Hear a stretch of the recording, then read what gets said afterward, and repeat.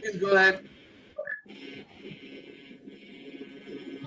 So, Namaskar, very good morning, good afternoon, and good evening to all the participants who have joined from different parts of the world. My name is Praveen Kern. I am the CSR vertical for Spark Minda Group. I'll be your moderator for the day, and I will welcome all of you for today's deliberation where we are going to talk about the best practices on diversity and inclusion during COVID-19 unprecedented situation that the world is facing today.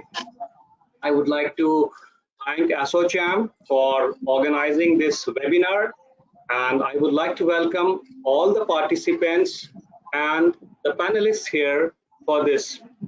So we are starting dot by 11 and we'll continue this session by 12:30. During this session, we will talk about specifically about persons with disabilities, LGBTQ community, marginalized groups. We'll also try to look at the policy related to it, the guidelines that has been thought of to tackle the situation. We would touch upon the topics of accessibility, inclusivity. We would also talk on the assistive technology which is available and which we are trying to envision for persons with disability. We touch upon the friendly environment which can be created in the workplace for persons with disability, marginalized groups, LGBTQ communities. We also have representations from corporate side, so we'll look at the policies that the corporate could coin for inclusion of these different groups, the communication and the importance of counseling during this situation of COVID-19, the role of different stakeholders like people, government, NGOs. So we try to make this session very, very interactive and informative. So to start with this, I would like to request Mr. Ravi Bhatnagar. Mr. Ravi Bhatnagar is the Director, External Affairs, Racket Kaiser. Ravi bhai, you are my friend for a long time and a guide as well. So I would request you before we start this deliberation for a welcome note. Ravi bhai, over to you.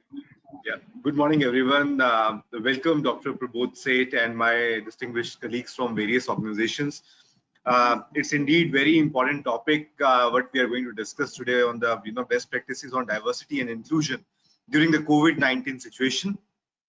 What gives me right to welcome you all and to speak here, like from almost 5 years we have been working with 1 million plus LGBTQ plus and the marginal populations in India, and by the virtue of my work I'm being seeing all this in the areas of Asia, Middle East and Africa. So there's a lot of people whom we have employed in the company. There are a lot of people whom we are working with, we are supporting. And there's one more thing which has given me right to welcome you all, that I am also a COVID survivor. So, and recently I have come back home and, it's my first external meeting, what I was telling to Praveen also.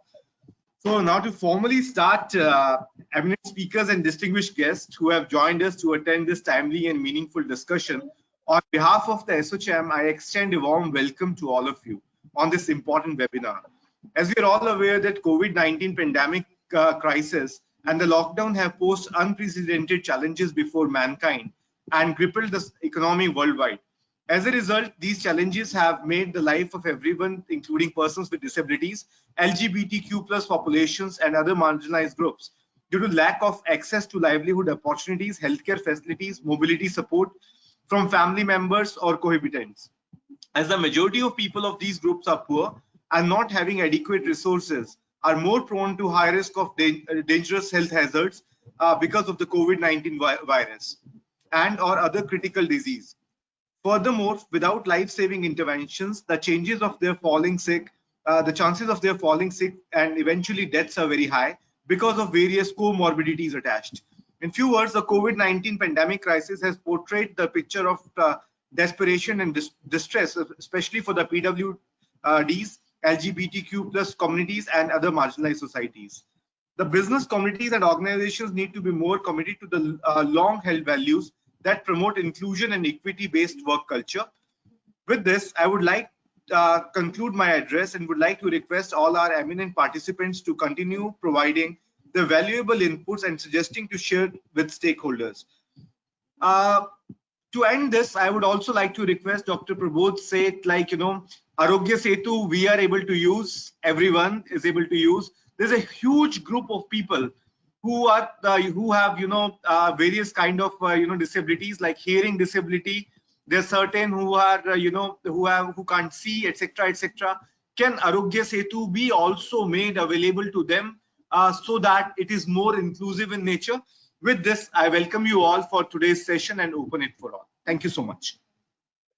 Thank you so much, Ravi bhai. You are a true fighter, and we know that COVID has changed the world.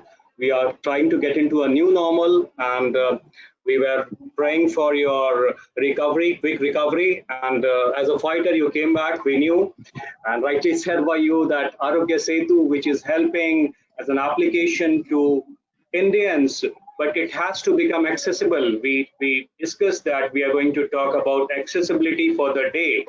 And yes, Dr. Prabodh said, so we welcome you, and we will have a lot of expectations having you in the panel. And we all are, everybody is looking at the government today as in support, as an policy maker, as an, hand holder. So therefore, we would be putting up a lot of expectations during this session to you. So now we start with today's deliberation. We would try to touch upon these three communities: persons with disability, LGBTQ, and marginalized groups. We have representatives from government, from corporate foundations, corporate CSR, HR, government, of course. So to start with, Priyanka Mohanty. Priyanka, you are the Vice President from StarTech, Global Corporate HR you represent. You have initiated global D&I practices in your organization. You are a national award and many other award winner for such practices. You are the Women HR Leader by Business World 2020. You have also judged the Best Women Leader by ASSOCHAM 2019.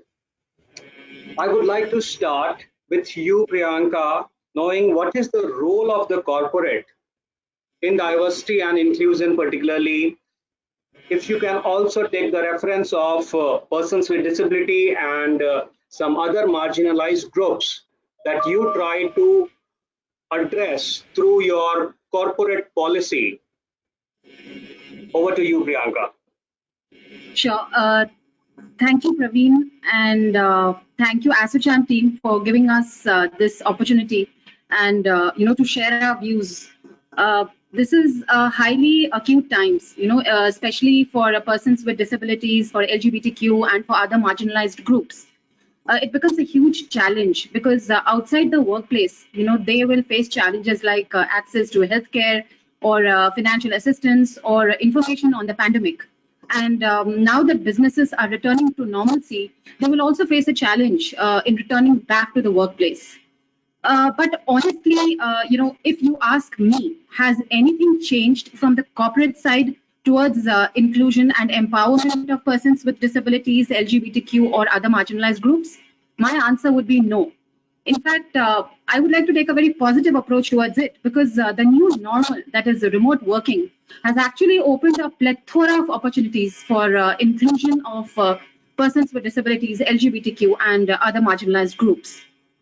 In StarTech, we embarked on this journey of diversity and inclusion in 2009. And I'm happy to say that diversity and inclusion for us has always been a business advantage. It's not just a CSR activity or just a nice to have phenomenon.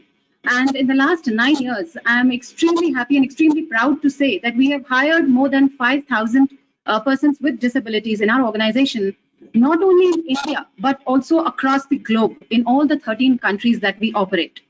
And just to showcase our diversity and inclusion model, what we follow in StarTech, we have persons with disabilities. That's a first significant aspect of our D&I model. And at any given point in time, we have 500 persons with disabilities present in our organization. Our second facet is gender inclusivity, and owing to our strong gender inclusivity initiatives, our male-female ratio stands at 53:47. Socially and economically disadvantaged people, 35% of our global workforce comprises of socially and economically disadvantaged. And culturally and linguistically diverse. Of course, we are a highly culturally and linguistically diverse organization. Then we have generational diversity, which is 4.16% of our global workforce. And finally, indigenous populations. That's a way of giving back to the land from where we operate out of.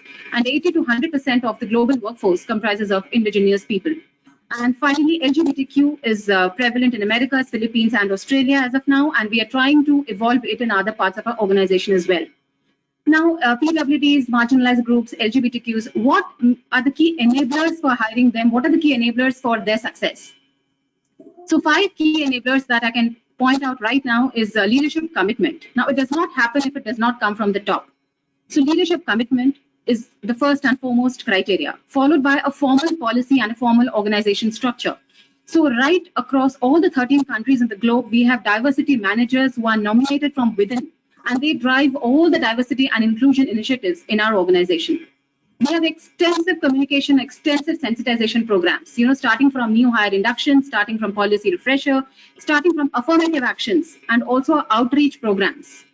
Then we have done reasonable accommodation in the workplace across all the locations in order to accommodate persons with disabilities. And finally, periodic assessment and refinement is one. Now, for all our facets of diversity, we have various initiatives. Now, if you ask me, does it change post-COVID? It does not change. Most of the initiatives might go virtual, and some have gone virtual as well. For example, persons with disabilities. We work with multiple NGOs across the globe. We work with employment exchanges.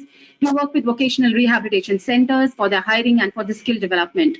We have done a lot in terms of promotion of accessibility, engaging them, sensitizing them. And also we released a lot of literature within our organization, which includes testimonials from PWDs, not only from within, but also from the parents, from the family, the brother, sister, friends, everybody. And also a couple of things that can be done is we are also part of Valuable 500 hashtag, which is a global campaign wherein there's a commitment of 500 CEOs globally to enhance and to include disability inside the boardroom. And we closely work with CII and IBDN for that as well. So we have targeted initiatives all across our facets of diversity, including LGBTQ, where we have pay parity, non-discriminatory policy, and we allow anonymous surveys where employees can come forward and also divulge that they belong to a particular marginalized group. Finally, we just don't do for the heck of doing. We measure each and every activity that we do, and that's definitely a best practice that I can think, which we can do post-COVID as well. So for each facet of diversity, we have very well specified diversity and inclusion goals. And these goals are targeted, they are embedded into the key result areas of each and every diversity manager, including HR managers across the globe. Then we do, and we track their hiring, their numbers, their attrition, their engagement, what can we do? And finally, we run a DNA scan survey across the organization. So that helps people to come forward and identify themselves as persons with disability, as LGBTQ, or any other marginalized groups that they may fall in. So both tangible and intangible benefits in the workplace. Finally, what are the best practices that we can look for, inclusivity during COVID-19? A couple of them that I thought I would lay these out are, let's proactively reach out to check what assistance persons with disabilities need in terms of health, in terms of support, in terms of accommodation, in terms of any assistive technology that they may have. Let's also eliminate the unconscious bias that is prevalent, within supervisors to ensure non-discrimination. Let's also have some virtual engagement models, virtual engagement programs, pulse surveys to check how they are and check what their feedback is. And the government is doing a lot in terms of helping us in terms of persons with disabilities, and we do have a common helpline number, online support link. We can approach agencies if they need for any blood requirement. PWDs can approach for online sign language interpretation. So we can also avail these government benefits in terms of persons with disabilities. And after working in this field of diversity and inclusion for almost 10 years now, I can really say that persons with disabilities, they are a true business advantage in terms of helping us to achieve a diverse customer base, or in terms of reduced attrition, higher discipline, enhanced employee engagement, being an employer of choice, or in terms of monetary benefits as well, in terms of the tax incentives that government helps us. So finally, I thought I'll leave you with some visuals that, and this is a culmination of post-COVID and also pre-COVID. So if you can see in 2019, that's the pre-COVID one. So we had attended, that's our outreach program on regional Olympics. If you can see, we conduct a lot of diversity sensitization programs, mature age people, where we say age is nothing but a number. Then that's a female section at Saudi Arabia. Then we also have the Joy of Giving, or Dan Utsav, which we specifically do for persons with disabilities in the month of October. And employees voluntarily come forward and they contribute, both monetarily and non-monetarily. It's in the DNA to do something for persons with disabilities. And of course, now that June is the month of Pride, so these are the couple of LGBTQ initiatives that we have run across the organization in terms of Happy Pride Month, in terms of, here also employees do a lot of charity in terms of supporting organizations that support LGBTQ initiatives. So it could be Mardi Gras, it could be Wear Purple, or it could be Pride events everywhere in our geographies in which they operate. And this is my final slide. In March, 6th March 2020, CII, a Confederation of Indian Industry, in association with IBDN, had released case studies of 8 companies who are actually catalyzing inclusion and diversity at the workplace. Of course, the pink arrow is, of course, static, but the reason why I showed this slide here is because, it's a promise, it's a pledge from the corporate sector that this is pre-COVID, this champions of change. But we promise that, post-COVID as well, we will do our best in hiring, in enabling, and in empowering persons with disabilities, LGBTQ community, and other marginalized groups, within the organization. So that's from my end, Praveen. Thank you. Thank you, Priyanka, and it's commendable to know reaching to 5,000 persons with disabilities and engaging them with your organization. That's a big job for all of you, and certainly I do believe that this has to be a board agenda. As you said, the leadership commitment is significant in this. Without that, it is not workable. Well, it's great to know that you are also one of the members of IBDN, which is India Business Disability Network. I would also like to inform you that at Spark Minda, we are also one of the signatories for IBDN, and we work with persons with disability. We started some 5 years before, and we have so far reached to approximately 7,500 plus persons with disabilities with our works on providing them accessible and assistive aid, skilling them, employing them within our organization. And yes, very true. You said that PWDs are the true business advantage. Our experience says that they are working with zero defects in our manufacturing. We have persons with different types of disabilities working across our manufacturing, and trust me, they are working with zero defects so far, and they are the true assets for our organization. Thank you, Priyanka. It's great talking to you and knowing the HR intervention for your organization for inclusion of PWDs as well as different marginalized groups. With that, I come to Amit ji. Amit Mukherjee is the general manager of Ottobock. Sir, you are a prosthetic and orthotic engineer. You have a great experience working for decades in this sector. The importance of assistive and accessible devices and the technology. How did you handle the support to be extended to persons with disability with such assistive and accessible technologies, and also during COVID as an organization, Ottobock, what all support have you extended medically and also mentally, the psychological support which is needed to be given to persons with disability and different groups other than persons with disability, if you are working, as I knew that you work with persons with locomotive disabilities, if you are also in touch with some other types of disability, if you can take that reference as well. Amitji, over to you. Thank you very much. Can you just show my screen? Sure. Technical team kindly give the presentation, right? Yeah, thank you. So by the time the screen comes, I would like say good morning to everybody, and thank you for having me as one of the speakers.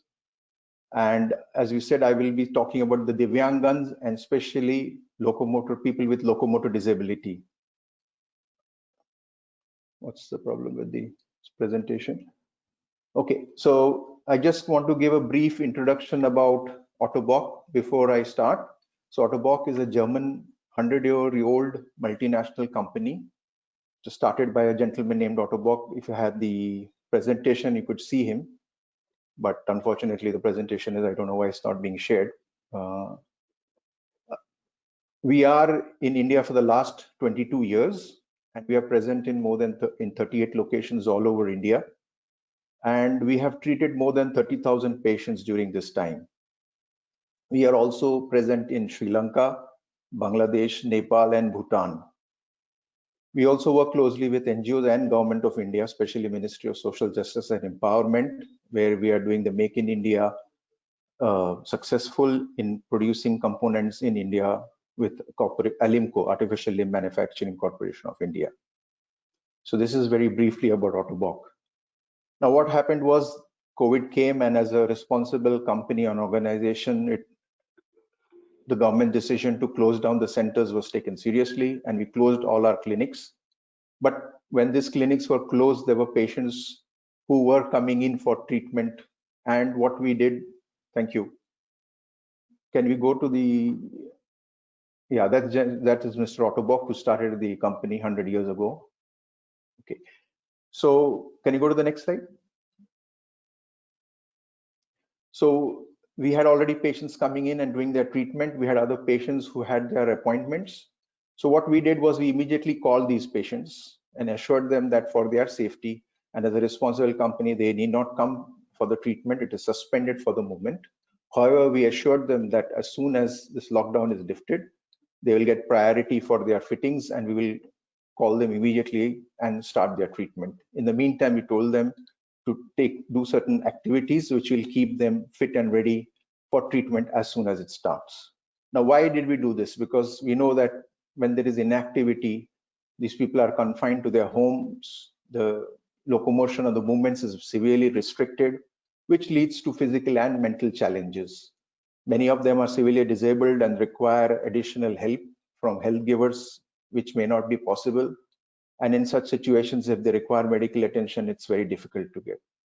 There is also an impact loss, in fact, economy. So that adds to the physical and mental challenges.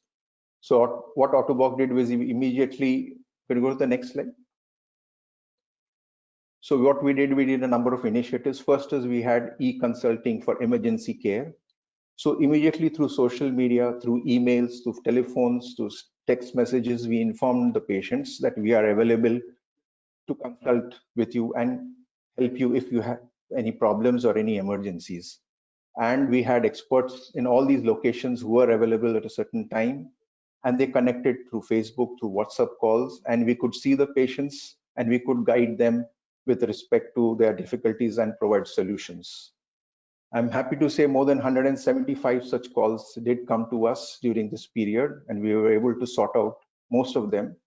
However, there were certain emergencies in case of breakdown, etc., which was difficult, but we found a solution to provide them temporary relief till we could open. What also we came across was that there are certain patients who required certain consumables like stump socks, liners, belts, which could be delivered to their house. So we started that, and they could order online and we could deliver these items directly to them, thereby reducing the risk of them to having to travel as well as getting the product at home.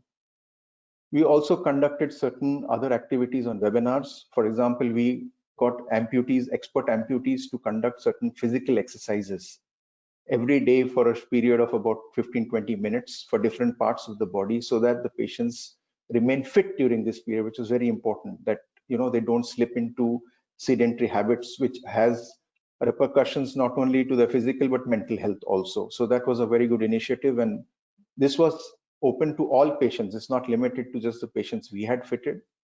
Along with that, we had experts guiding these patients to do simple maintenance to their processes, because they are moving parts and they can have wear and tear and breakdown, which we didn't want to happen during this emergency. So we did that, and we advised patients simple tips and tricks how to manage during this lockdown period.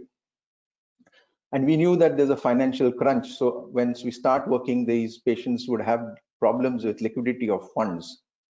And as our banks, private and state banks, don't give loans to patients to buy artificial limbs, we approached non-banking finance companies. And we're happy to say 2 of them have come forward. And this facility will be extended to patients once we start seeing patients in our clinics. Can you go to the next slide? What else we did? We conducted a lot of trainings, webinar trainings, not only for our team, but for all people, all P&O professionals in India and neighboring countries. And we disseminated this information through website, through personal calls. Even we informed the Ministry of Social Justice and Welfare, the Rehabilitation Council of India, so that maximum P&Os professionals would get this benefit. The reason why we did it was that if these people upgrade their skills, etc., the benefit is directly felt by the end user. The patient benefits from this.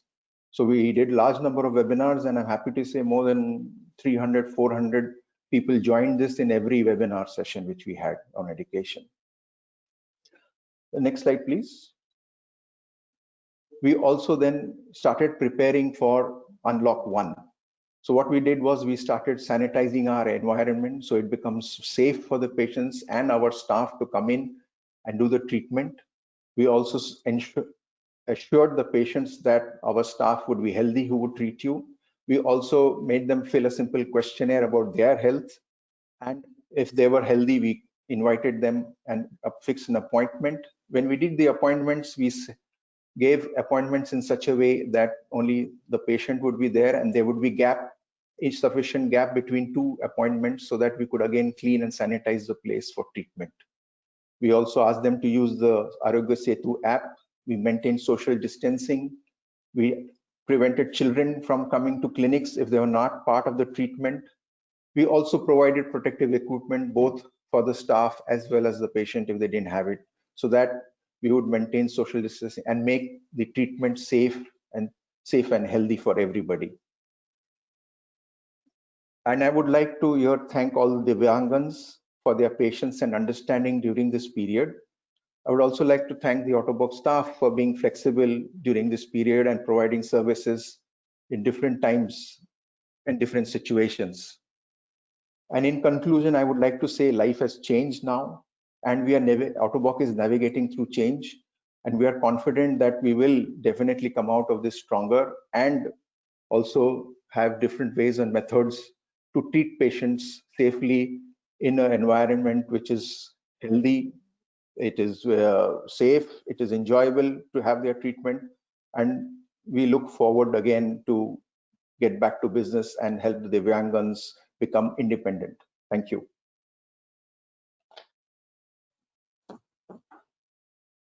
Sorry. Thank you, Amitji. It's great to know about your organization, and you are one of the leaders for technology service provider to persons with locomotive disability in the sector. In fact, we also exchange a lot of technology with you. We have a Saksham Center, which is an empowerment of persons with disability center, which is in Maharashtra. And we try sharing our technology with you, where we also try to provide support to persons with locomotive disability on prosthetic and orthotics fitments. So we have this service which is free of cost for them, and we try to reach to approximately 500 persons with locomotive disability in an year with this support. And trust me, these people, after having this technological aid with them, they try to make their life sustainable.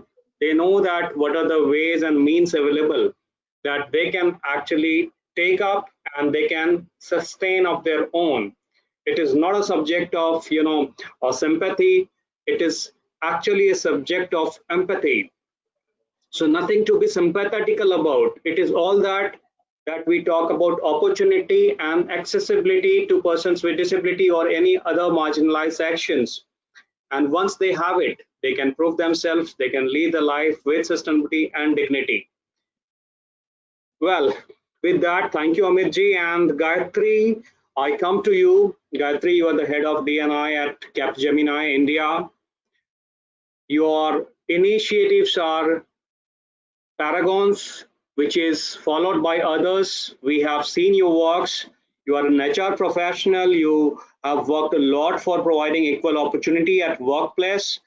Women at Capgemini, that's your initiative for your organization, which has got a lot of fame. You although started as a lecturer, but now you are taking care of HR and that too a subject like DNI. I have a difficult question for you, Gayatri. You know this situation of COVID-19, where each one of us are facing different kind of anxiety. We all are getting, imbalances, hormonal imbalances and all that. We have seen an incident happen in Bollywood about Sushant Singh Rajput. And then you are working with persons with disabilities. What do you think about their level of anxiety today? The counseling which is needed for them, the communication to be established with them, the stigma which they are facing today during this situation, and also what should be our approach of empathy for them. Gayatri, over to you. Thank you, Pravinji. Can you hear me? Yes. Okay. So first, I wanted to, really appreciate my earlier speakers. I think they were very relevant conversations, especially what Amitji was talking about. And it's true that we don't need to, provide sympathy. I absolutely agree with you, Praveen. But empathy goes a long way.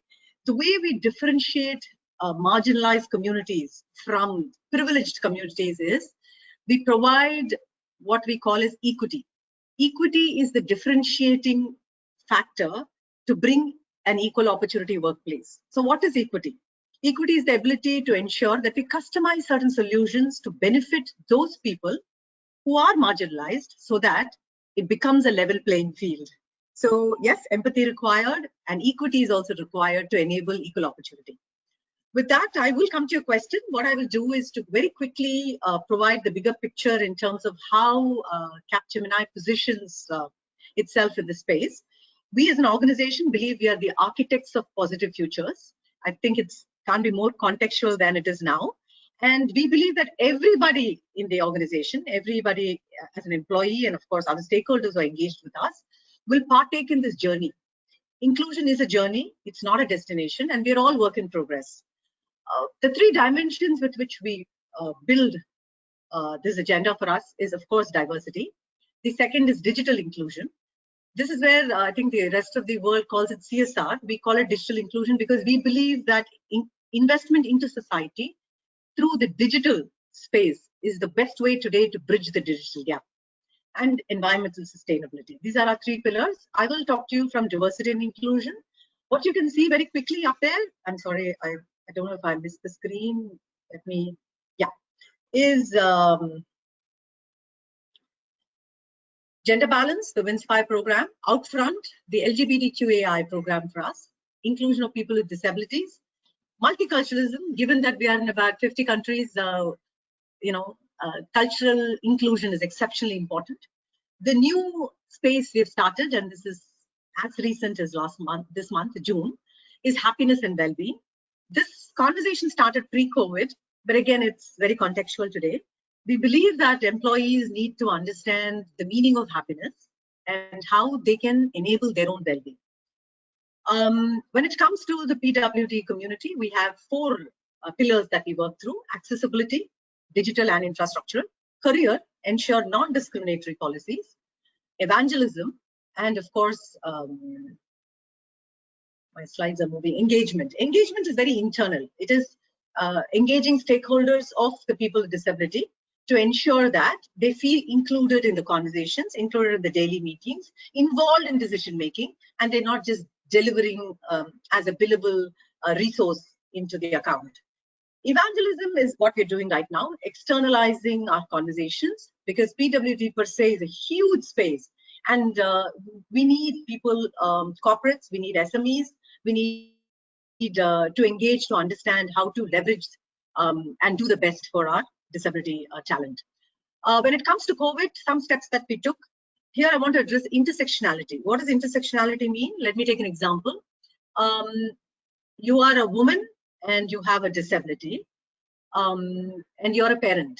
Now, intersectionality is where minority dimensions and diversity come together and makes daily living so much more complex.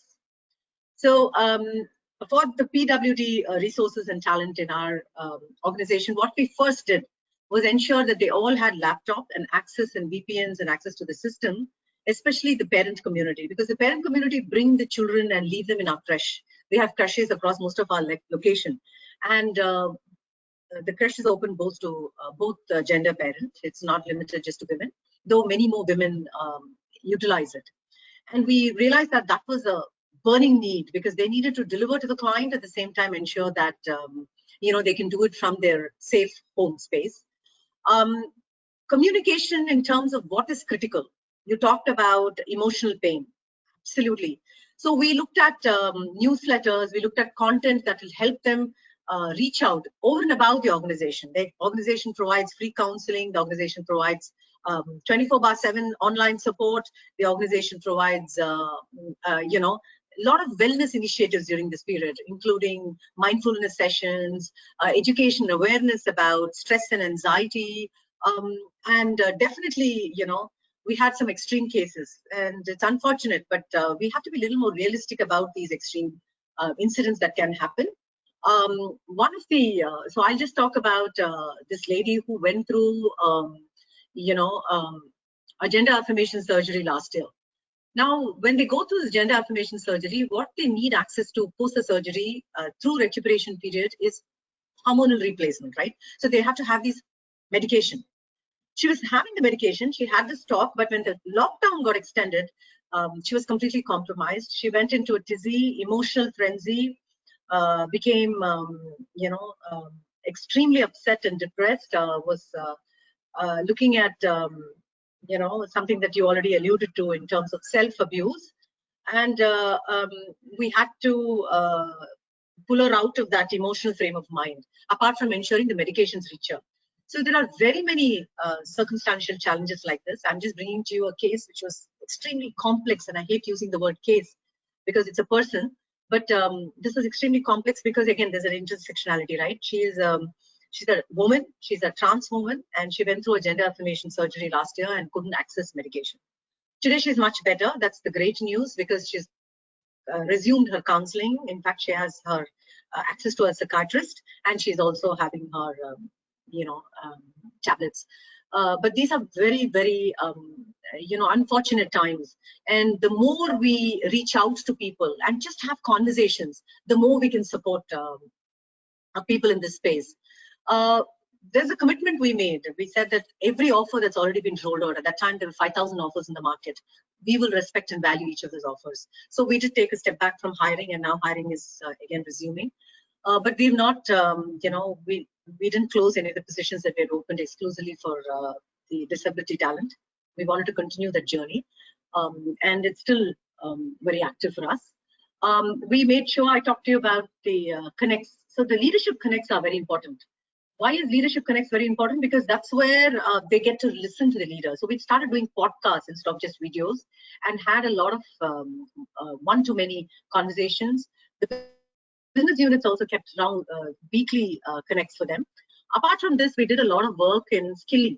So we focused on learning, and I think it's very contextual now. How do we look at learning much beyond learning for content, learning for your role? What about learning for leading, learning for being a manager, learning to support people. So a lot of the learning sessions were towards the space of well-being and self-improvement. So building your emotional intelligence, as we say. This slide talks about we were talking about investment of Capgemini into the 3 spaces. This is in the digital inclusion space. I just picked this one slide because it was very contextual to our conversation. In fact, last week I was speaking to another strong civil society partner for us, startup, and we were discussing about the digital talent academies that we have active, and those that are exclusively for youth with people with disabilities, because we want to really pull them out from this mire of poverty and societal backwardness they are currently facing. I'll go very quickly to our outfront, and I already told you about this particular example, and I wanted to share that example because I wanted us to understand intersectionality really. So yes, mental health is a huge challenge today, and we need to look at the ally community. What the ally community does, we call them the Outfront Ally Network. Globally, we're very integrated in this program for Capgemini, and we partner many clients across the globe. What we do in this Ally Network is we are vocal, strong supporters of this community. So we come out, we open and talk about what it means to be committed to this community, especially now in the Pride Month. So I think, I'll take a pause here, Praveen. Is there something that you believe I didn't answer as a question? I think that's more important than sharing a deck at this point. Thank you, Gayatri. Absolutely, yes. And largely the scope of work that you have presented to all of us, that's a learning for this platform, for everyone, the way like this can be thought of, and making it a overall process, connecting the dots and making it sustainable. Certainly, like digital inclusion is one of the key, and if you look at today's scenario, many of the applications which were accessible to us but which were not accessible to different types of persons with disabilities. Arogya Setu is one of them. We talked about, Ravi Bhai in fact had started talking in the beginning about it, which has to be made accessible, and many other things, like there are online portals with which we can place orders, we can get our daily commodities, but there are many other applications which is not accessible for persons with visual impairment and many others. Very, very important. Skilling, the significance of it. You talked about EQ, which plays a role, and I completely agree. Like skilling is one of the key for these persons. What I think, and at Spark Minda also we have did an exercise. We listed all our manufacturing and non-manufacturing functions. We kept them in x-axis and then types of disability in y-axis, and try to match that which type of function fits in which types of disability. We did this exercise in 28 factories of India and 1 factory in Germany, and then we could identify, the role that was played in this exercise was from HR, from CSR, and also, of course, including the production manager. With these 3 people, we try identifying that what types of function fits in which type of disability. And we did this exercise, shared the exercise with the sector skill council persons with disability who are our partner for the program. After this identification, last year we employed 338 persons with different types of disabilities across our group.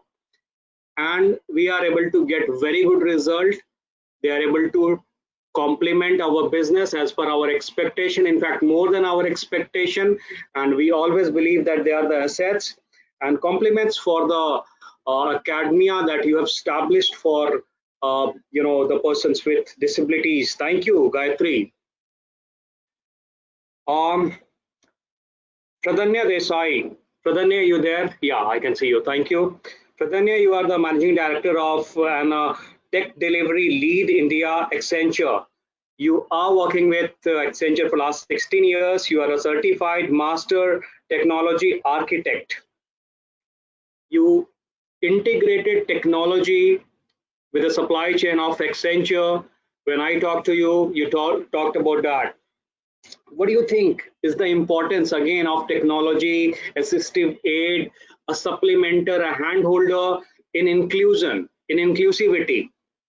Pradanya, is my question clear to you? Yes, very much. Thanks, Praveen. I think it has been a fantastic discussion so far, and I'll start sharing some of my slides while I also answer your question in Yeah, parallel. I just would have one request for having it done within 7 to 9 minutes. We are running a little behind the schedule. Thank you, Pradanya. Please go ahead.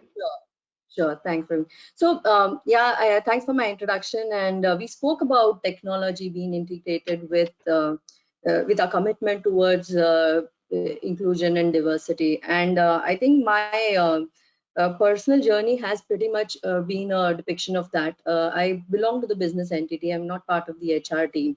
I've been associated with the IND initiative for past 15 years, which is 15. I've been with Accenture for 16 years now. And we believe that unless we integrate the core business drivers with the objectives of humanity, we will not be probably able to do justice. We also take pride in the fact that we have a lot of technical advantage which we need to bring to the fore and ensure that we are able to sort of leverage that for our own interest before we sort of start going and coaching our clients about it. On the slide, I'll give reference to our top leadership here. These are business executives who are committed themselves to bring equality at workplace, and it starts right at the top, whether it's at a global level, India level, or even from a technology perspective. So with that, I'll just step back and I'll talk about what was our largest challenge. Our largest challenge has been that we are an organization at scale. Our scale was our biggest disadvantage, if I have to say so, primarily because we would have to scale up that many times. But again, stepping back, the way we organized ourselves is we wanted to have this initiative, which we call as the IND Framework, at the core of our services. We wanted it to be integrated with our business. We wanted it to be integrated with our clients so that we were able to bring the right purpose back into the entire framework. So today, this is a much more established framework, and we have enablers within the organization, within the teams. We also have external connects, and we make use of that entire framework to ensure that we are always relevant and bringing a different dimension to each of our initiatives. Our entire IND framework is distributed by different segments to ensure that we give enough sort of attention to every aspect of diversity, be it gender, be it people with different orientations, people with different abilities. We bring all of that to the fore, and by creating leadership guidance and sponsors at every segment. Quickly moving on. I just wanted to spend half a minute to talk about why diversity is important. While everybody talks about diversity, brings innovation, diversity brings equality, we've been doing this since 2006, and we've seen the advantages. We knew we have done enough, but in 2018, we really wanted to test the waters and saying how much of that really impacts. And we believe that it is 6 times that you will drive innovation when you have a diverse thing. We know this because we applied our entire cognitive intelligence platform, and we conducted a survey in 2018 with as many as 18,500 people across the globe to ensure that we were able to measure the catastrophic impact of being either not diverse or the advantages of being diverse. And we were not surprised by the outcome because it only strengthened our sort of conviction that we were going to only gain by being diverse across the board. We also segmented ourselves into multiple areas, and we knew that everything required its own sort of different treatment, and we had to be very specific. We also ensured that we were connected with organizations like yours, Sucham, that we could bring in, the external intelligence to ensure that we are constantly looking at every aspect and things that may not be relevant in our line of business or our kind of work that we do otherwise. So that has been our driving factor. Moving on, how do we ensure that we include this into our day-to-day things? So a quick three sort of things of roadmap what we do. The first and foremost was that to be diverse, you need to be inclusive. To be inclusive, you need to have an ecosystem, an environment that allows this kind of expansions, that allows this kind of flexibility. We can't be talking the, walking the talks until we have the environment. I could well go ahead and flash a flag and say, come join my company, I'll make it conducive for you, but I don't even have a ramp for a wheelchair in my offices. That would really not go with the words I say and the things that I do. And that is where we spent an enormous amount of time to ensure that our environment was healthy and susceptible and accessible. We are also working, if I have to specifically talk about the for the segments that we are talking about today, we ensure that our PWDs were assisted with insurance benefits for assistive devices. A lot of their core needs were taken care as part of the employment, and we went and took that extra effort of taking that specific area into consideration for their compensation benefits. Likewise, in the LGBT program, we also included areas which were not talked about, partner programs, how we could also extend them the support that they would need in setting up certain benefits that were otherwise given to spouses, and how could they claim of some of them. That is where we spend time. The second part is about getting the commitment from the leadership. Every organization needs to do that, where if we want to sort of stand here, especially talking about this pandemic situation. In this past 3.5 months, we've taken extensive measures to ensure that our leadership across the globe is equally committed and organized. We had a very interesting Pride Month celebration, which concluded last Friday, where we across the board we had multiple webcasts and a lot of leadership people coming and talking and taking a lot of partnership with the people and ensuring that we provide the sort of ally to this initiative. And we also ensured that we were standing by our people, not in just in processes that pertain to the workplace. We've been through with them all along the the government rulings and the things. We've taken extra effort to sort of be engaged with them. We did a lot of sensitization programs recently, which talk about things that have not been openly discussed. We have a leadership council, which also consists of people who belong to the LGBT community and talk about openly things and being the difficult conversations. They've been very open and very out about how they want to talk about it. And likewise for the PWD people, you mentioned, Praveen, about the mental wellness thing, and I think that's completely, I mean, we had that understanding. I mean, if you're cut off from your regular access, the experience that we went through, we've openly shared that. So that has been our next step. But finally, it comes down to what actions are we taking and how are we ensuring that we are translating that thing into an impactful sort of outcome. I'll just specifically spend time on last one point, the Abilities Unleashed program. This is something that I am a personal sponsor this year for Accenture in India for the technology team. This is an initiative where we are nurturing. Unless we can bring and we can hire the talent across different segments, across different diversities, we can bring them, we can provide them the assistance, we can give them what enables them. But if we don't nurture them, we don't monitor their progress through the life cycle of their journey, of their career, I think we're doing sort of a half job. And our program Abilities Unleashed is essentially to hold the hand, ensure that we are monitoring through our cognitive intelligence, watching the journeys of people, ensuring that there is equality in the truest sense. And we're not really just sort of giving them a framework saying that you're now enabled and you deliver. We have to ensure that that equality means that they have an equal opportunity to grow. 90% of our PWD employees today, and we will not share the numbers because we strictly follow the policy of not disclosing the ability by choice of employees, but 90% of that population is in frontline business, and we ensure that we do not trail them back into non-client facing, non-competitive opportunities and jobs. That does not give them any level playing field.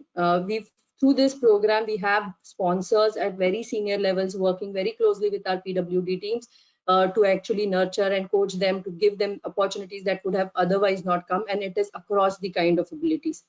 We also share these practices with external organizations and ensure that we have a very strong engagement outside so that we bring this together. With lack of time, I'll not be able to share a video, but we have this a very interesting initiative campaign which went viral. It's on YouTube. I'll share the link with you, Praveen, which you can share widely. But the essence of this message is, you can do everything that you want to as an organization, but unless you, as in the I in me, commits to this particular initiative, it won't happen. So we've done a little campaign there which says that inclusion starts with I, and this is a very widely followed. We've gone out to our campuses even before people could join us, and we've shared this campaign with them saying that come with an open mind, come with an inclusive sort of a network, and ensure that you embrace what comes your way and what comes as part of your colleague network with open hands. And that's been the core of our value, and I'm open to any questions now. Thank you, Pradanya. And Praveen, can I speak for a minute? Yeah, sure, Yeah, sir. Praveen, our session is up to 12:30, and I'll not be able to attend after 12:30. We are running behind time, already 15 minutes late. And from the minute-to-minute program, I see that there are 3 speakers followed by question and answers. So within 35 minutes now, it's going to be very, very tough now for you to manage this, because we have 35 minutes, which includes 3 speakers and question and answer sessions. So I think every speaker is taking more time than the time allotted, and that's why we are now 15 minutes behind schedule. So thank you for the observation, sir. And now I'd have to, I'm sorry, Mr. Nixon, Riyal sir, and of course we have to get into the question and answer session also, which I have received a lot of questions. So I would strictly gonna be on time onwards, and I'm sorry, I'll have to cut the time for Nixon for you. And I quickly thank you so much, Pradanya, for your inputs and your discussion and your works for Accenture that you have done, the ecosystem which is needed, of course, the overall sensitization, the body who are working with these groups, all those sensitization, all the way starting from the board level to the 0 level, everything is important. Nixon, I come to you. You are the president and COO of SBI Foundation. You're a postgraduate in English, joined SBI in 1995. You are a banker typically, but you got into this business of social work.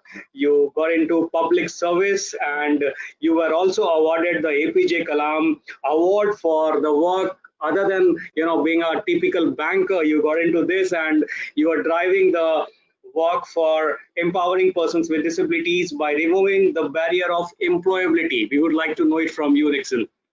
Quick 7 minutes for you. 7 minutes. Okay, thank you. At the outset, thanks to Asucham for this opportunity.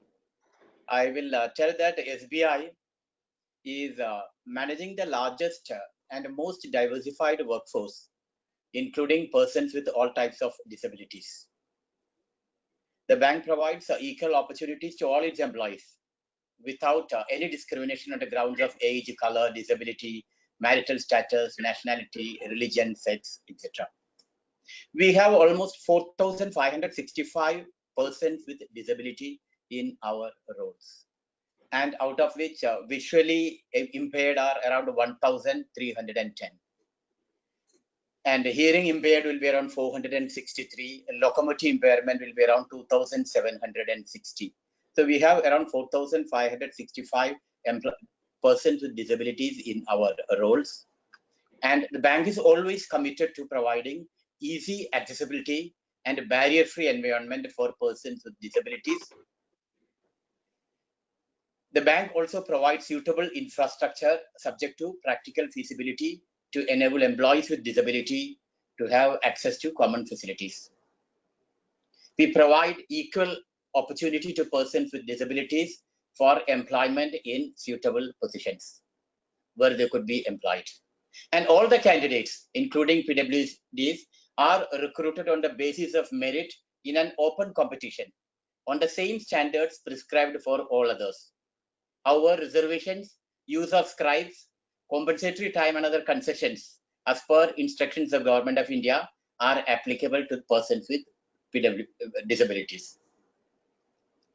And subject to administrative exigencies, PWDs employed in our bank in all the cases are normally exempted from routine transfers. And such persons are not transferred even on promotion if a vacancy exists in the same office.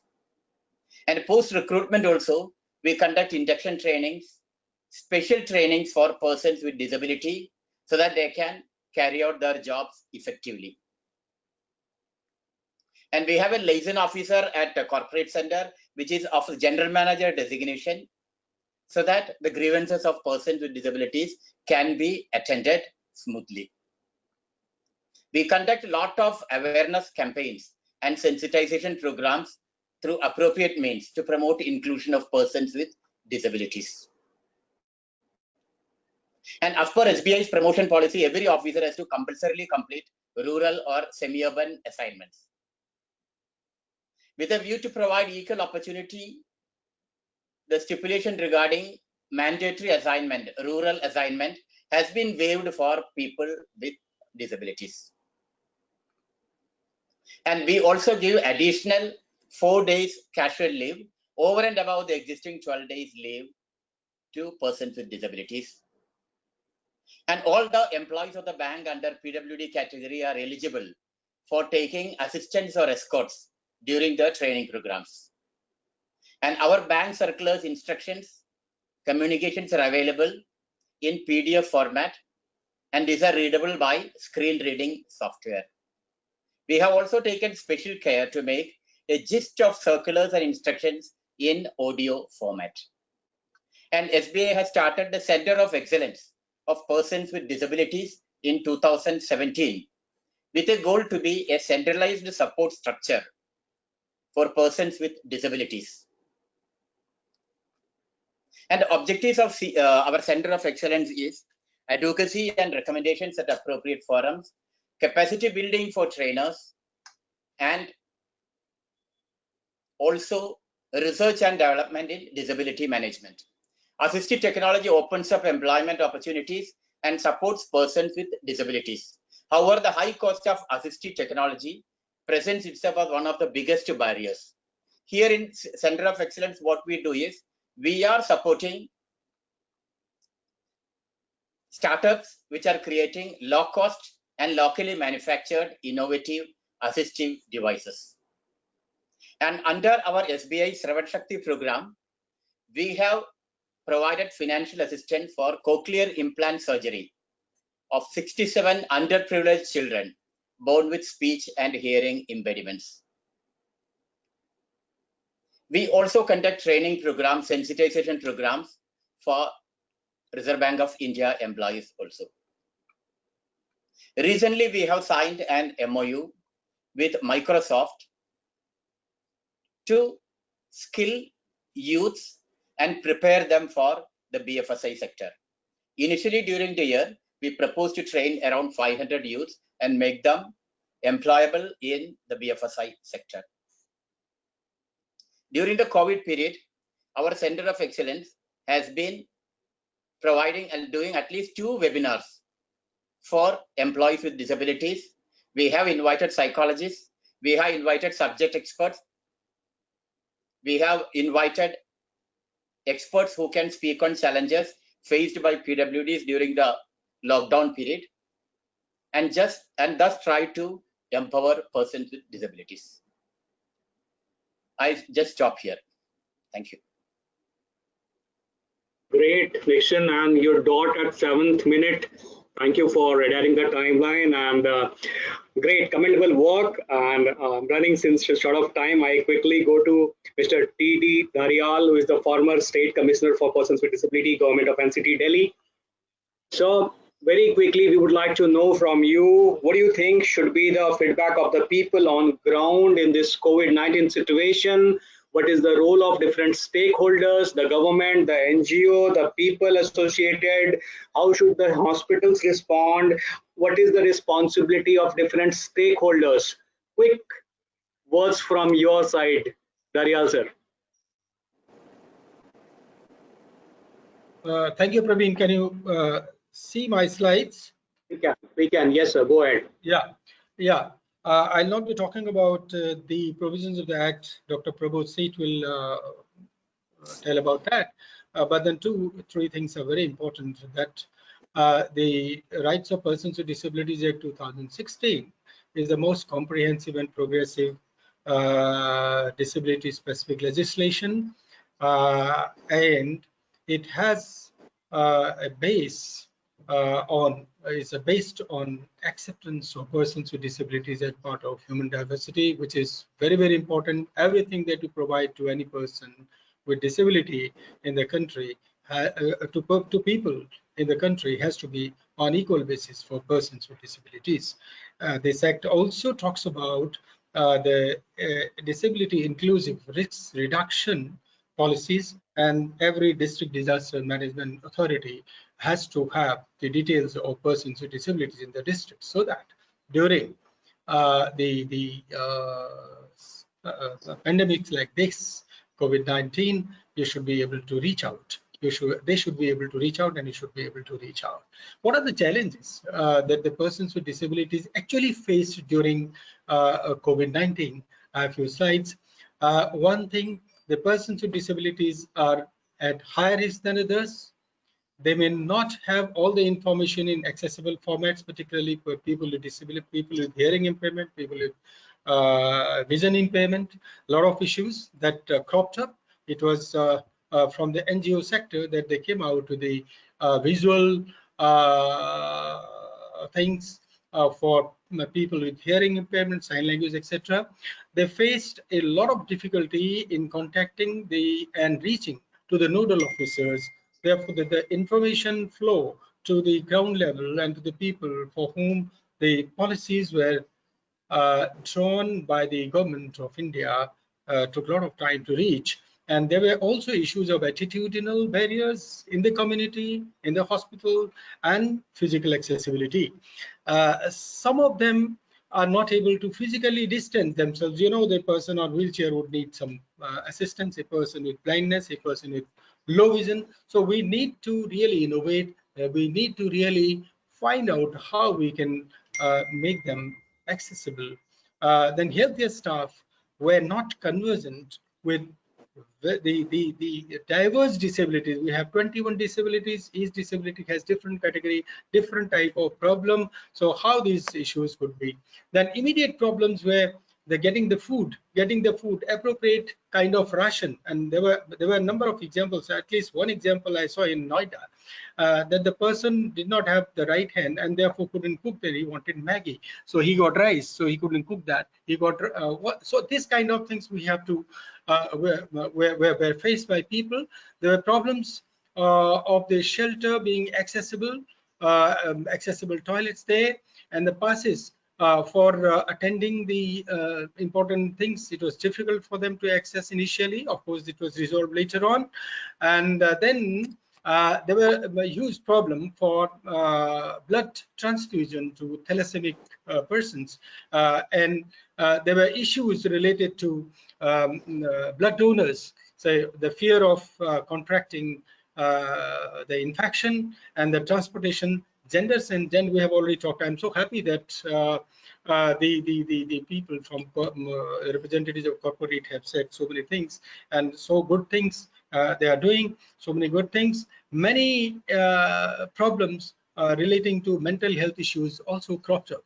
So health facilities, then medicine, availability of medicine for regular treatment, caregiving support, access to therapies, etc., were issues that we found at times these were not properly planned. There was some little bit confusion about that ex gratia amount of rupees 1,000 that the central government announced. In fact, I have also written to the Ministry of Rural Development that the Act requires that any such thing that you provide to the citizens, at least 25% higher amount should be for people with disabilities as per Section 24. So these kind of things. And then if I look at the national level policies, Ministry of Health and MHA came out with the guidelines. They were not inclusive. They were inclusive in the sense they were not they did not mention about the people with disabilities, the issues concerning people with disabilities, or some indication about that. Then later on, Department of Empowerment of Persons with Disabilities and Department of Personnel and Training came out with the guidelines. In fact, we wrote about that also, that we should have this. UN had issued some guidelines. Many guidelines did not reach in time, particularly for reasonable accommodations to be given to the people with disabilities in office or otherwise. By the time they reached, by the time people could understand, so many people had to face a lot of problems.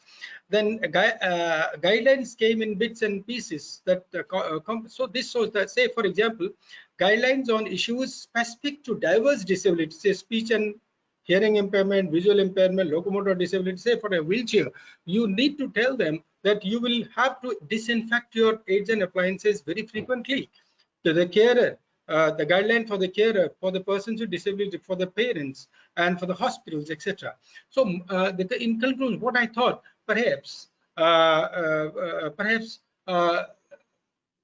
the key stakeholders were not included while drafting those guidelines, issuing those guidelines. I don't know whether it was there or not, but that is my guess. And how we gathered this information is a few NGOs got together, and CDM India Trust organized webinars, told their partners to get in touch with the persons with disabilities in the villages, in the towns, and give us the feedback. This is the information that we got from these people, and we also got from these people that there were very good coordination between delivery of food, ration, medicines at doorstep in the in Assam, Chandigarh, Delhi, Gujarat, Karnataka, Tamil Nadu, UP, and West Bengal. Others we did not get any representation, but then there was the coordination was district administration, disaster management authority. Also, sometimes I think they were absent, probably they were not there, and then advisory committee of the State Commission for Persons with Disabilities in Delhi. Because by the time this COVID happened, I had completed my term, but my the advisory committee was there, and they got together, and 120 NGOs and individuals got together and in a WhatsApp group, and we ensured, these people ensured that anywhere in Delhi or say NCR, they delivered the medicine, they delivered the ration or the food, or even I personally did a lot of work on getting pensions in time, counseling people, and transfusion of blood, all these things. CBM India Trust, one very important, which all the people from corporate have told about the policy. So that is what I saw in CBM India Trust, that a good practice which everybody should follow is that it has prepared a handout. And this, the first bullet is about, because nothing has come from the government, therefore the CBM has prepared, India Trust has prepared a handout and the posters on information for guidance of various stakeholders on the issues concerning persons with disabilities, particularly say for your hospitals, for doctors and the healthcare workers, for persons with disabilities, for their carers, and also for say older people with disabilities, and so on and so forth. CBM India Trust, sir, your 7 minutes have gone. I'll be a bad moderator if I won't conclude it by 12:30. So okay. may I request you maybe in next 1 minute. I'm concluding. Yes. It is going to be concluded. So it helped the children. So the policy of CBM India Trust was that they mentor on accessibility,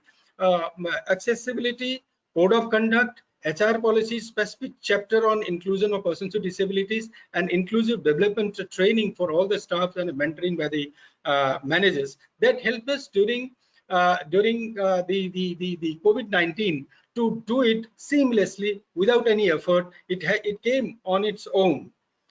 And then the concluding slide is that what is required, what I thought, what is it take, that there has to be a cooperation, coordination, convergence among key stakeholders, accessibility of environment and information, awareness among the key stakeholders that I have already told, administration, persons involved in disaster management, hospitals, and all this, and reasonable accommodations that should be in place. Thank you very much. Did I complete in Thank 7 you so minutes? much. Yes, thank you so much. Great cooperation, coordination, and convergence. That's the key from the words Yeah. that you have spoken, sir. Now come to Dr. Prabodh Seth. So first of all, the apology for the delayed schedule. I know you have another appointment after 12:30. We come back to you. You heard the corporates, you heard the foundations, you also heard Daryalji talking about the stakeholderships, coordinations, the boardroom thing that we heard about, the technology thing. We would like to request you, sir, talk about the total ecosystem for all these groups, particularly referring to persons with disabilities, the policy from the government side, specifically if there are certain guidelines which has been prepared by the government tackling to the COVID-19 unprecedented situation for persons with disability. Over to you, Dr. Prabodh Seth, sir. Thank you.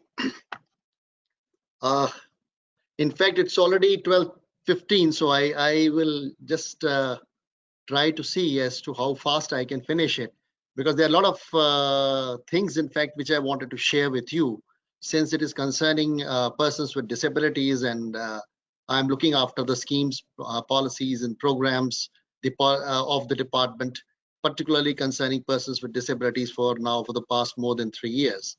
So without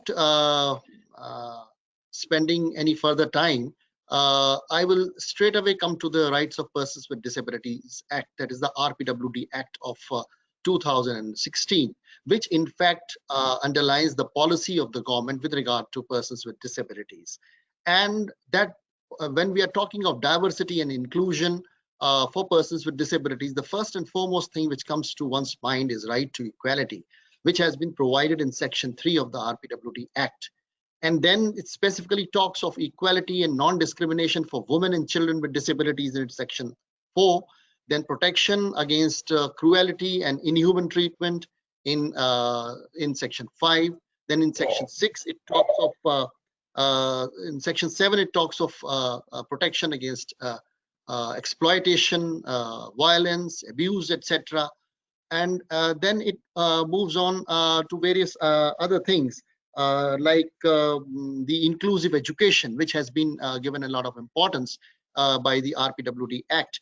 And there are 2 sections devoted to it, Section 16 and Section 17. Section 16, in fact, underlines the responsibilities of the institutions for making the education accessible and inclusive. And Section 17 talks of various steps which the government has to take for making the education inclusive. And while talking about inclusiveness of education, it also talks of providing various scholarships to students with disabilities, which and that in fact is one of the prominent programs of the Department of Empowerment of Persons with Disabilities. Then as regards employment, vocational training, there is a section 19, which talks of provision of loans at concessional rate of interest, and also vocational training, so that skills can be provided to persons with disabilities and then they can become self-employed. And moving on from skills and education, it talks of providing free universal education to children with disabilities of the age of 6 to 18 years of age, giving reservation to persons with disabilities in higher educational institutions, increasing from 3% to 5%, and in various government jobs from 3% to 4%. So, and then it talks of accessibility. Accessibility in terms of built-up environment, accessibility in terms of transport and communication, accessibility in terms of information and communication technology. So all those things have been highlighted in sections 40 to 46. So whether it is accessibility, which is very important for inclusion of persons with disabilities, whether it is employment, both in terms of providing reservation for persons with disabilities in government jobs, and also in terms of provision of vocational employment opportunities, whether and also education, whether it is in terms of providing free compulsory education, providing vocational education, or providing reservation in higher educational institutions. So the Act in fact covers everything in order to ensure inclusivity for persons with disabilities. Now, this is all in a nutshell about what the RPWD Act has to say with regard to persons with disabilities. Now, as regards the schemes of the government, we have schemes for provision of education, and in that, as I mentioned earlier, provision of scholarships, right from the pre-matric scholarship, post-matric scholarship, top class education scholarship, overseas scholarship, national fellowship, and the free coaching scheme. So all these 6 types of scholarships which are being provided to students with disabilities. Then talking of the corporate sector, how to incentivize corporate sector to employ persons with disabilities, we have a very unique scheme wherein the employer's contribution to ESI and EPF can be borne by the Department of Empowerment of Persons with Disabilities. And earlier, this program was not very popular in view of certain bottlenecks provided therein. Like, for instance, there was a wage ceiling. Employees getting wage in excess of a certain amount were excluded from the ambit of this program. Now, irrespective of the salary of the employee, the employer's contribution to Provident Fund can be provided by the Government of India. 30% of gratuity contribution also will be reimbursed by the Government of India. Another very important thing is that if there is an employee a PWD employee who is employed as an apprentice by a company, and subsequently that employee is absorbed in the organization, then the entire amount which is borne by the employer during the period of apprenticeship is borne by the Government of India. So for making for inclusivity in the employment for persons with disabilities, there we have schemes for the government for self-employment, that is vocational training and loans at concessional rate of interest, and also incentivizing the private sector to employ persons with disabilities. So this, in fact, in sum and substance, shows that the commitment of the government, the commitment of Department of Empowerment of Persons with Disabilities towards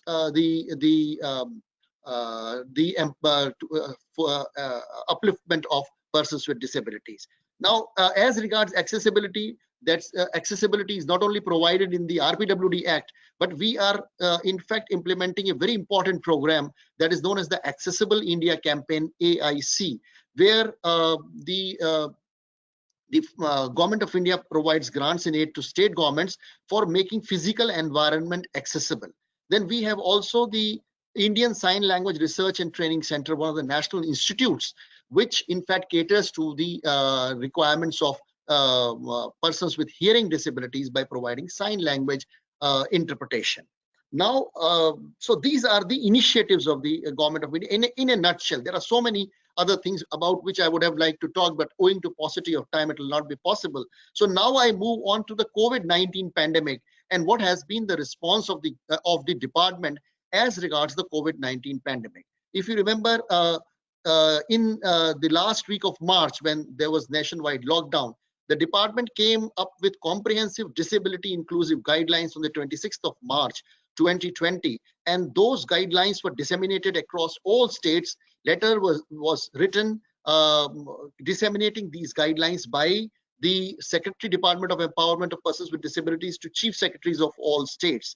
And these disability inclusive guidelines talk of making the environment accessible to persons with disabilities, making information relating to COVID-19 pandemic accessible to persons with disabilities, then providing food and medicines, essential food and medicines to persons with disabilities, then also allowing the caregivers and maids of persons with disabilities to go to persons with disabilities and serve them during COVID pandemic, then sensitizing all those persons who are working with persons with disabilities about the RPWD Act, then also giving priority in treatment to persons with disabilities, and exempting persons with visual disabilities from attending the offices because of the fact that they carry higher risk of catching infection. So these are some of the guidelines. In fact, it's a very comprehensive set which was disseminated across all states.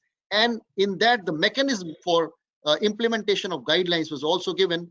It was mentioned clearly that at the state level, there has to be state commissioner for persons with disabilities who will be implementing these disability inclusive guidelines. And at the district level, there has to be district social welfare officer who will be in charge of implementation of these guidelines. So these guidelines were disseminated, were very comprehensively given by the department in the last week of March, that is immediately after the lockdown, because of the commitment of the department, of the government towards persons with disabilities. We also wrote to all the chief secretaries. We also wrote to the health secretary and the information and broadcasting secretary to make the information accessible to persons with various types of disabilities. And we also wrote about provision of food and medicines to persons with disabilities separately, and also to the DOPT about persons with disabilities who are in government jobs and how to take care of them while they render their duties. So in sum and substance, while we have the RPWD Act, while we have various schemes, policies and programs for upliftment and for the welfare of persons with disabilities, in the wake of COVID-19 pandemic, the department in fact issued comprehensive disability guidelines, issued other instructions to our state commissioners, to the state chief secretaries, because disability is a state subject and state governments will have to play a very important role insofar as implementation of all these guidelines are concerned, so that persons with disabilities do not face any discrimination, do not face any additional hardships during the COVID-19 pandemic. So this in fact is in a nutshell the response of the department with regard to this issue. Thank you.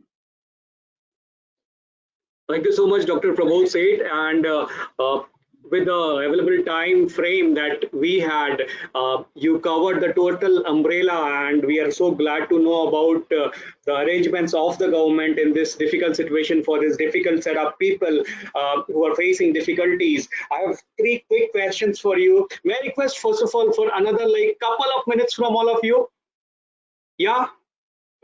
I'm taking it granted. Thanks a lot. I just come to the first question to Dr. Prabodh Seth.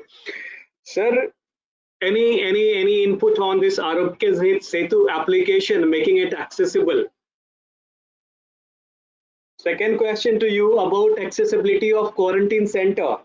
And third is about the employment of persons with disability post-COVID. Your quick feedback on it, Dr. Prabodh Seth. Yeah, as regards accessibility of Arogya Setu app, this is in fact the domain of Ministry of Electronics and Information Technology. We have already written twice to the Ministry of Electronics and Information Technology, requesting them to make this Arogya Setu app accessible. They are working on it, and we are hopeful that soon this app will become accessible. So we are making our efforts. Ultimately, it has to be done by the Ministry of Electronics and Information Technology. As regards accessibility of quarantine centers, well, if you go through our comprehensive disability inclusive guidelines, that has been it has been mentioned there. But now, as you all know, the number of quarantine centers is increasing in geometric proportions because of the fact that there are so many patients of COVID-19 pandemic. While accessibility is very important, but given the situation that the number of COVID-19 quarantine centers is increasing by geometric proportions, maybe it will take some time before all these quarantine centers become accessible. But it is a priority of the department. We have put this in our disability inclusive guidelines, and we have also, while circulating these guidelines to all the states, we have emphasized on making the entire physical environment accessible for persons with disabilities. The third one is as regards employability. Employability, as I mentioned, we have schemes for wage employment, both in government sector as well as in the private sector, and also for providing employment, for providing avenues for self-employment. Now, I think corporate sector should now come forward and take advantage of a very important scheme which I mentioned in my address, that is incentivizing private employers by reimbursing the ESI and EPF contribution. So I think private sector should come forward and employ them.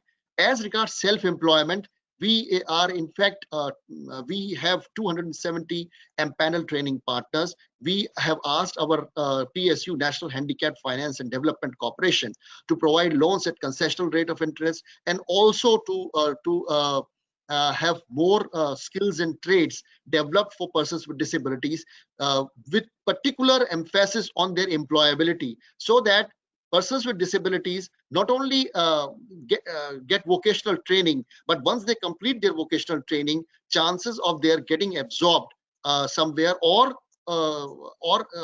going in for some sort of a vocation are very high. Thank you for responding. Priyanka and Gayatri, two questions subsequently one by one for you. Priyanka, the question for you, the role of technology post-COVID for PWDs. And Gayatri, the question for you, jobs, how to reach to the job portals, how to get access to the job opportunities for PWDs. 30 seconds for each one of you. To start with Priyanka.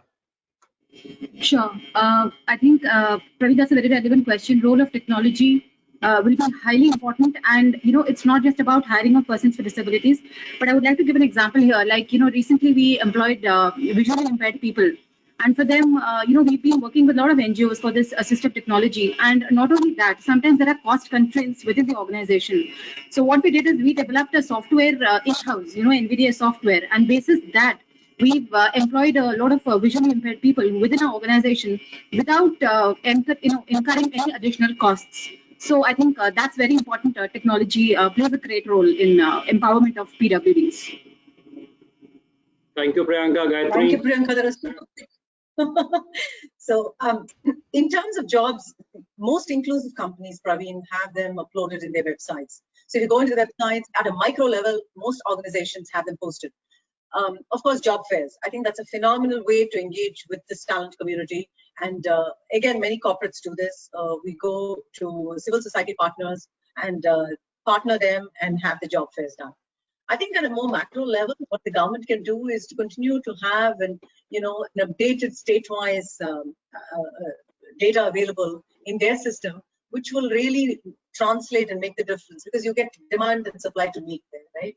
And have a platform where that can happen at a macro level, I think it'd be fantastic. Thank you, Gayatri. Wow, wonderful. We had a great deliberation for the day with the government, with corporate partners, with ASSOCHAM organizing this event. All of us, we made it really, really productive. I'm sure, if we chalk out some good action plan for the coming days, that will be great. For ASSOCHAM, I have one suggestion also from one of the participants, that if some job portals and access can be provided to persons with disabilities and different marginalized sections who can access, that would be a great thing to be done. So with that, we would likely to conclude, and I request Ravi Bhai, Mr. Ravi Bhatnagar, Director External Affairs, RB. Sir, can we have a concluding remark from you? This is a very insightful session. Many thanks to Dr. Prabodh Seth. It's good to hear how India is changing, and we are living in a country which is rapidly catching up with the external world, and there are a lot of good thoughts which came from you, Praveen, from Priyanka, from Gayatri, Amit, from Nixon, and everyone whom I was hearing today. I'm very sure all the participants who are listening to us, they must have got benefited from this particular conversation. COVID-19 is going to stay for some time. It's not ending soon. So we need to be responsible. And Prabodh sir, thank you so much. We are sitting at our homes and you are sitting in your office. It is very tough. You also have family. You also have kids. You have a lot of members. Take care of yourself and wish you all very best of luck. Thank you. Thank you. Thank you, Ravi Bhai. Thank you to all of you. Thank you, ASSOCHAM, for organizing it, and all the organizations who supported today's webinar. My apology for plus 7 minutes for the day. We conclude it here. Thank you. Stay safe, stay healthy. Thank you. Thank you.